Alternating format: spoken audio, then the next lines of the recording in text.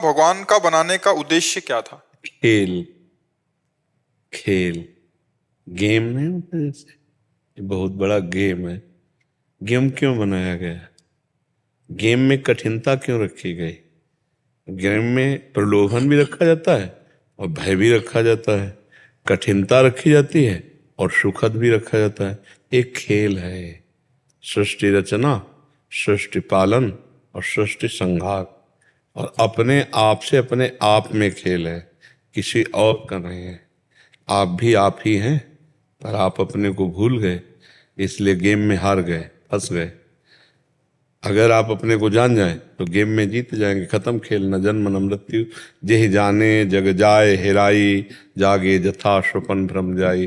जैसे स्वप्न में एक गेम माया रचती है, न स्त्री है न पुरुष है, आपका स्थूल शरीर सोया हुआ है पर आप एक और नए शरीर में हैं। स्वप्न में होते ना, और उसमें दुख मिल रहा है या सुख मिल रहा है, दोनों झूठे।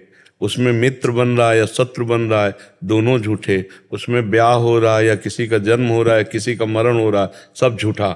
ये कब जाना? जब जगे नहीं। ऐसे ही ये सृष्टि का जो खेल है, ये सही माने में झूठा ही है।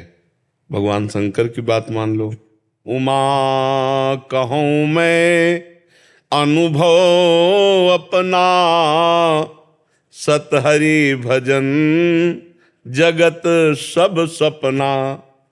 जो सपने सिर काटे कोई, बिन जागे दुख दूर न होई। ऐसे ही बिना भजन किए, बिना भगवान की प्राप्ति के ये स्वप्न दूर होने वाला नहीं। अपना पराया, मित्र शत्रु, लाभ हानि, दुख सुख, जन्म मृत्यु, ये भारी सपना है।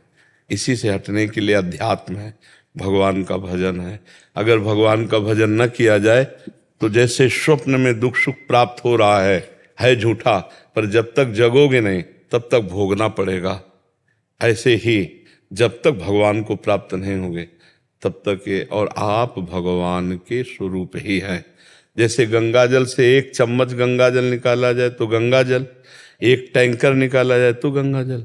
तो भगवान का अंश भगवत स्वरूप ही तो होगा। तो ईश्वर अंश जीव अविनाशी, चेतन अमल सहज सुख राशि।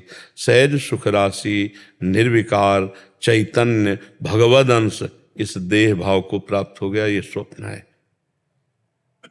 वही आप हैं, वो किसी को फंसाया नहीं है। वही इतने रूपों में, अनंत रूपों में वही है। अब आप अपने को जब पहचान देंगे ना, तो इस शरीर की पहचान देंगे, आप शरीर का परिचय देंगे। शरीर से आप संबंधित हैं और आपका शरीर से कोई संबंध नहीं, पक्का समझिए। जैसे ये अलग है, हम अलग हैं, ऐसे ये शरीर अलग है और हम अलग हैं। पर मायाकृत ऐसा फंसा हो गया कि ये बात बिल्कुल 100% झूठी लग रही है कि हम शरीर नहीं हैं, और बिल्कुल 100% झूठी है कि हम शरीर हैं, और 100% ये बात झूठी लग रही कि हम शरीर नहीं हैं। यार हम ही तो हैं यार, नहीं लग रहा? यही भगवान की माया है। जैसे स्वप्न में एक ये शरीर सोया हुआ था, 100% ज्ञान नहीं है, ज्ञान नहीं था ना।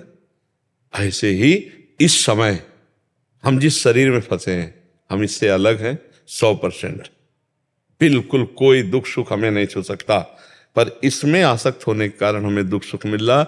जैसे स्वाप्निक शरीर में आसक्त होने के कारण चाकू मारी जाए तो वैसे ही कष्ट होगा, और जबकि स्थूल शरीर सैया पे एसी पे आराम से सोया हुआ, उसमें खरोच भी नहीं लगेगी, पर उसमें हाहाकार मच जाएगा। जब वो जगेगा तब उसका दुख दूर होगा।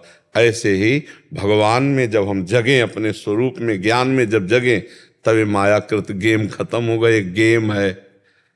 एक दिन सुदामा जी ने भगवान से, द्वारिकाधीश के साथ समुद्र नहाने जा रहे थे, तो कहा प्रभु तुम्हारी माया क्या है, हम देखना चाहते हैं। भगवान ने कहा स्नान करो, बाद में इसका चर्चा होगी। तो जे ही सुदामा जी ने डुबकी लगाई तो देखा, वो भूल गए कि भगवान श्री कृष्ण साथ हैं। देखा कि वो राज्य में पहुंचे जहां स्वयंवर हो रहा है। अरे तो सुदामा जी श्री कृष्ण के मित्र हैं, तत्काल उनका स्वयंवर में स्वागत हुआ और राजकुमारी ने उनको जयमाला पहुंचा, वो वहां के राजा बन गए। अब वो कुछ दिनों बाद संतान उत्पन्न हुई। कई संतानें हो गई। इसके बाद वो पत्नी मर गई, तो वहाँ का नियम था, जैसे अपने यहाँ पहले था नियम कि पति के साथ पतिव्रता चिता में चढ़ जाती थी, तो वहाँ था पत्नी के साथ पति को चिता में जलाया जाएगा। अब सुदामा जी को बांध लिया गया जलाने के लिए। अब उनके तो एक भगवान ही थे, बड़े जोर से चीखे, हे श्री कृष्ण। तो भगवान ने इसे पकड़ा, बोले क्या हुआ?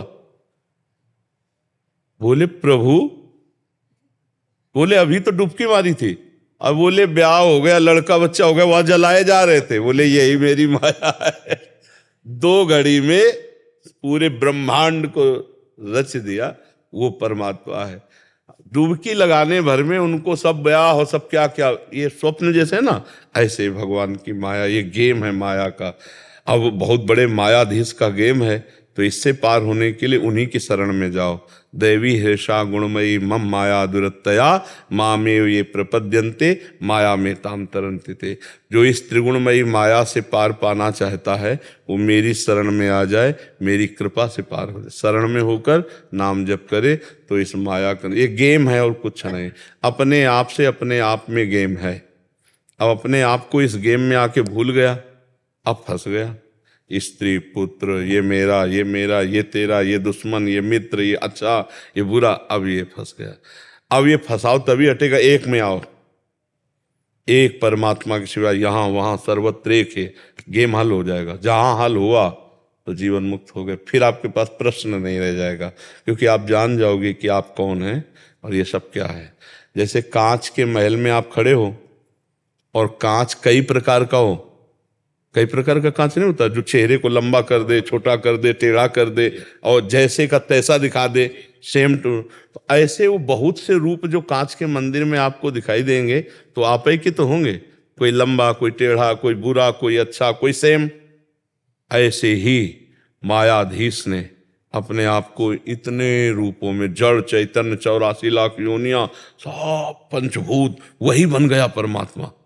जब ये ज्ञान हो गया, सर्वम खिलमिदं ब्रह्म ने नानास्ति किंचन, तो जीवन मुक्त हो गया। उसी में आप भी हैं, आप भी वही हैं, दूसरा कोई है नहीं। अलग अलग मार्गों से चलकर इस गेम को निपटाना है।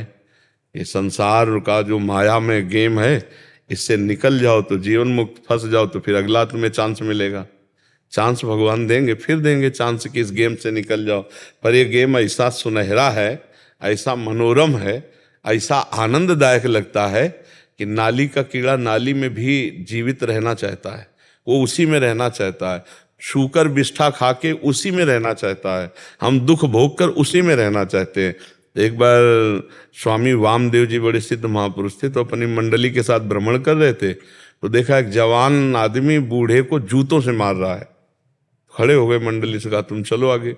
वृद्ध के पास गए, बोले बाबा ये कौन था जो आपको मारा? बोले बेटा था। तो बोले देखो हमारे पास खाने की व्यवस्था, सब व्यवस्था है, मंडली में चलो, काहे को जूता खा रहे हो? बोले चल चल यहाँ से, बेटा हमारा हमें मारा, तेरे को क्या परेशानी, चल। तो उन्होंने कहा कितनी विचित्र भगवान की माया है कि जूतों से मार रहा है लेकिन उसका मोह नष्ट नहीं हो रहा। बुढ़ापे में भी भगवान के लिए वो संत का तिरस्कार कर रहा है, नहीं जाना मुझे। वो कह रहे हर सुविधा है, काहे को जूता खा रहे हो, चलो ना, वृद्धावस्था है, भजन करो चल के, तो चल देना चाहिए। लेकिन मोहाविष्ट मायाग्रसित जीव अपने घर में जूते खा के रहना पसंद करेगा, बाहर रबड़ी खा के ले, बाहर जो है विविध से, आप देख लो ना, उसको दीवालों से प्रेम हो जाता है। नहीं वृंदावन मरुचन नहीं, ऐसे आसक्ति पैदा कर लेती है माया कि पूछो मत। परस्पर आसक्त, खेती में आसक्त, मकान में आसक्त, बैंक बैलेंस में आसक्त, पुत्र पुत्री, पुत्र वधू, सब में आसक्त। ये छोटी मोटी माया है और वो हमको तिरस्कार कर रहे हैं कि अब बुढ़ौना कहीं बाहर जाए, और वो उसी में आसक्त है। यही भगवान की माया है। तो अगर इस माया का रहस्य जानना है तो भजन करे और इस गेम से निकल जाए। कोई नहीं है यहाँ, ना अपना ना पराया, वो एक परमात्मा ही है सब रूपों में। बिजली तो वही है ना, साउंड अलग अलग हैं, यंत्र अलग अलग हैं, तो उनका प्रभाव अलग अलग, कोई राक्षस स्वभाव का, कोई दैवी स्वभाव का, पर पावर दोनों में एक ही परमात्मा है। जो दृष्टि है ज्ञान की वो क्रियाओं पे नहीं है, वो कारण पे है। सबका कारण परमात्मा है, और जिसे कारण तत्व का ज्ञान हो गया वो क्रियाओं से, क्रिया ही गेम है, क्रिया ही गेम है। और क्रियाओं को न देखकर कारण तत्व को देखना, यही गेम से मुक्त होना है। पर उसमें कारण तत्व पर्दे पे रहता है और क्रियाएं प्रकट रहती है, तो लगता है आदमी भगवान कैसे हो सकता है, इसमें भगवान कैसे हो सकता। तो आपने क्रिया देखी ना, क्रिया नीच थी, पापी थी, लेकिन पावर परमात्मा था।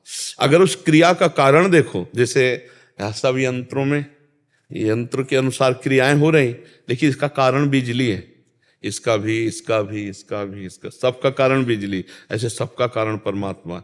सबके कारण को देख ले और वास्तविक अनुभव कर ले तो गेम से मुक्त हो जाएगा।